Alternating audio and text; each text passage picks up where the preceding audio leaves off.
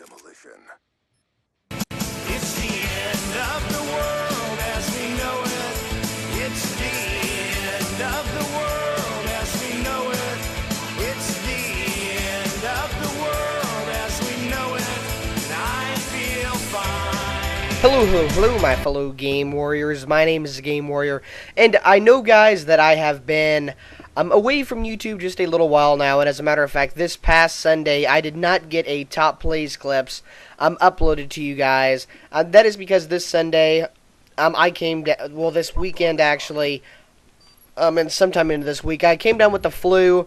I'm still not quite yet over it. Flu, basically, where I am, this stuff that we're getting right now, is kind of the common flu, you know, the coughing and sneezing, which develops somehow into the absolutely horrible, basically, you're never leaving the bathroom syndrome. Not a fun weekend for me. You know, that's why the top plays were not uploaded. I did not get a chance to even edit the videos down. I usually do that on Friday night, but Friday night I just pretty much came home and went to bed. You know, it just getting sick a lot lately down here where I live. A lot of people are. So hopefully, you know, you're not going to have to go through that. Hopefully, I am going to get over this. It's just, it doesn't feel good in your stomach or anything else. And after this, you know, I was going through the flu and other things. I was going to upload another video.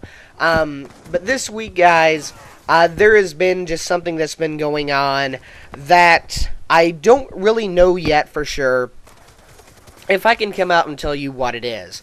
Now, I can tell you the gist of it. Basically, over this course of this past week, guys, I have applied and been accepted to some sort of job. Now, I can't really say what job this is yet necessarily. You know it's not a partnership because I already am partnered. I'm with Vizo, Broadband TV Network, via the Next Gamer Network. So it's some other sort of job. It is on YouTube. I don't know if I can tell you what that is yet, but I've been busy with that, a job interview, other things. I had to complete an assignment for the job, and it's things are turning around. You know, even though I am sick, some good things do come out of the week. Kind of seems how my life is. You know, when something bad happens, something good ends up turning around and happening. So in all, even though I was sick, made it a bad week, ended up getting basically a job, so that's the start, hopefully turning around of a good week. And guys, the other bad thing that did come out of this is over while I was sick, a bunch of my video files up on my own basically computer, deleted from Black Ops 2 games, no commentaries, but just the raw footage of the games, were somehow deleted from my computer. Not necessarily for sure why. A lot of zombies footage, which we'll get to here in a second. But a bunch of video files were deleted, which is why you are viewing this gameplay instead of a zombies video for the commentary I'm about ready to go into. Now, this gameplay, you will notice here, we're tied right now. We're going to lose this round. You know, I'm running the shotgun and some other things. Definitely, this game here is not my best game, you know, by far. I'm the best scorer on our team. You know, I do the most work for, sorry about that. I do the most work for our team. However, you know, we do end up winning the game. However, I do not do the best in the game. I do not do good kill-death ratio-wise. But if you watch this game, and you watch what I do in here, controlling the bomb site, I'm running through planting bombs whenever I can, defusing them when I can. These are the type of games I want to have happen more in Call of Duty. You know, it's amazing to get 100 kill games or 80 kill games every single time. You know, when you go on a streak of 40 kill, 40 and no death, you know, 40 kill, 0 death games. Call of Duty is really fun in that standard. But, you know, I really enjoy these type games to where both teams are really evenly matched, to where there's no bad player on your team. There may be players that aren't really playing the objective, but to win, everybody is working together to try to blow up an objective here in Demolition on Hijacked. It makes the games really fun. You know, that's what I do enjoy about Battlefield. There's a lot of team cooperation, and, you know, this is what I experienced in this Call of Duty match. hopefully there will be more of it as this game progresses, because then it'll be a really truly great game. That's what I want Call of Duty to eventually develop into. And now, guys, now that I'm done with all of my initial introduction to this video, I do want to say that this is why I wanted this. I wanted this gameplay to be a zombies footage commentary. Now, I wanted this to be this because I want to start something for you guys that I thought would be really interesting.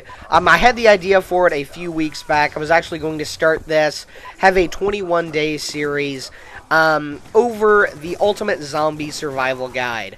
Now, within the past, 2 or 3 days, a few other popular YouTubers have been doing it. I'm doing the Ultimate Zombie Survival Guide, showing weapons, the camping gear they have in order to survive it. And I was really bummed out. I don't want to seem like I am copying anybody with this. I had the idea for a while. I have had quite a few things wrote down what I wanted to do. I was even going into zombie gameplays, zombie lobbies, and doing the best that I could in gameplays so I could have enough footage to do these commentaries. But, I've been thinking about it, and I just want to say that I am not copying anybody when I do this.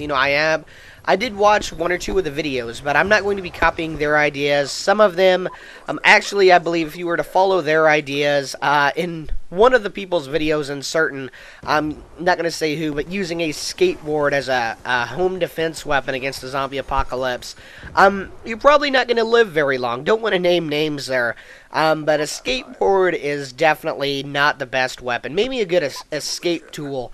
But using a skateboard just isn't going to get you that far. But anyways, guys, with the Ultimate Zombie Survival Guide, these ideas are my own. I wanted to share them with you all because very soon the world is going to come an end, and the first true apocalypse here coming up in December 21st of 2012. Now, this is going to be a multi-part commentary and multi-video commentary. Where I'm basically going to tell you the best way to survive the oncoming horde, which is going to amass here on the planet right before Christmas Day. Now, in this video series, I'm going to cover all that I need to cover in order to save your life, including the best weapons, food, vehicles, and so much more. Now, guys, whether you think the apocalypse is coming or not, that is your own personal opinion. However, it does not hurt one little bit. Say you're a disbeliever. Say you're one of the few out there who think, oh, the world's just going to keep on going on as it is. Still, pay attention, because who knows, you might be wrong. What if zombies do come, and you were unprepared? You and your family will die, and it will be your fault, my friend. Because I, the Game Warrior, am trying to prepare you for the future, for the hardships that I know are coming. And if you do not prepare, if you do not worry about what is going to come, no one will worry for you. So guys, regardless of how the zombie apocalypse starts, I want you all to be aware that the government will try to keep it a secret from you as long as possible. It could be happening right now. There could be some village in Kenya being infected by some kind of nerve gas that the government is trying to produce to take down China in the next World War. Who knows? You have seen the movies to do with this, or the other end of the world scenarios. If a meteor were hurling towards our planet at this very instant, the government would deny it up until the point the meteor could be saw by the naked eye. Now, they do this for many reasons, but mostly they feel like it would be better for the world to die ignorant than die scared. They would rather the world not know what's coming and end up dying without having any chance to protect themselves. So, when the zombie apocalypse starts, it's going to start, usually zombie incidences start isolated. That's what we have saw in books and movies, and usually if enough people say something, they're going to be right. The government is going to try to cover it up however possible. Firstly, they're going to blame some kind of military incident or explosion caused by terrorists that makes the infected area unenterable by normal people, by citizens, or even by the media. The military mights of the world will no doubt do their best, I believe in our military. They're going to do their best. They're going to nuke them. They're going to bomb the isolated area to rubble and dust. And they are going to think that they have saved the world, that they killed every single zombie threat there. However, that will not end up being the case. The disease will always find a way, once started, to spread person by person and through the air into dead bodies until the undead horde rise again in some unknown other city. And right here, guys, is where you must take your first step in defending yourself against the oncoming threat. And what this step is basically to do one thing, and that is to be aware.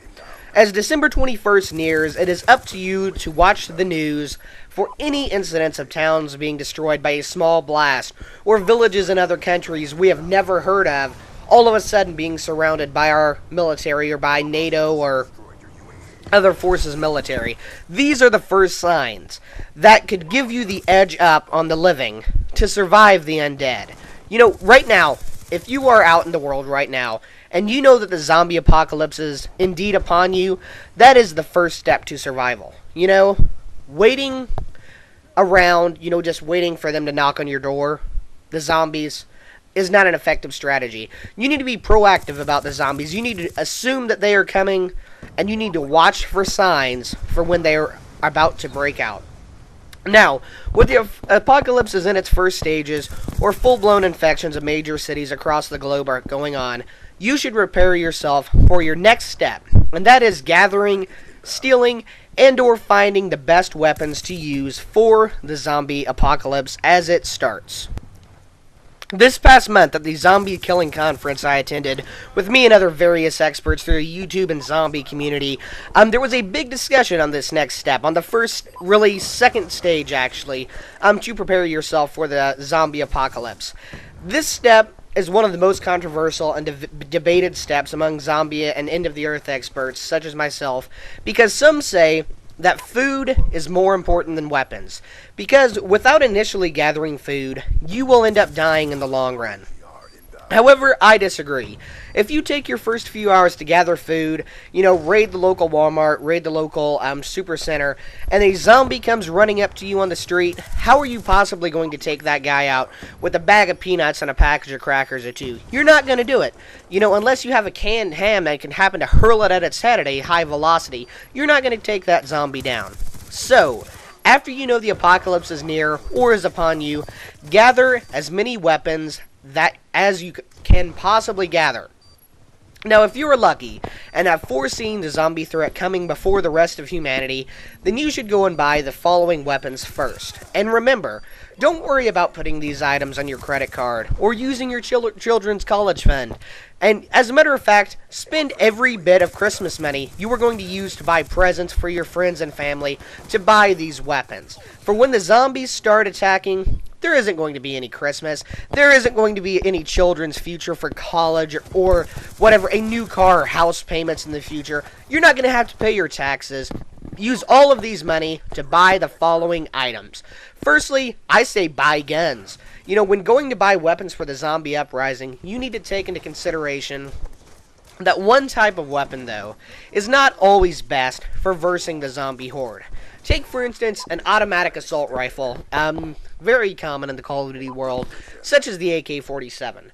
In video games, this weapon is good and useful for taking down massive hordes, you know, hundreds of zombies at a time. However, that does not translate well into reality, because there is no max ammo magic in the real world, and under no circumstances, unless pivotal to survive, should you ever face a zombie horde of more than 10 to 15 zombies alone, or more than 50 in any size group that you happen to be in, whether it be a Walking Dead size group or something different.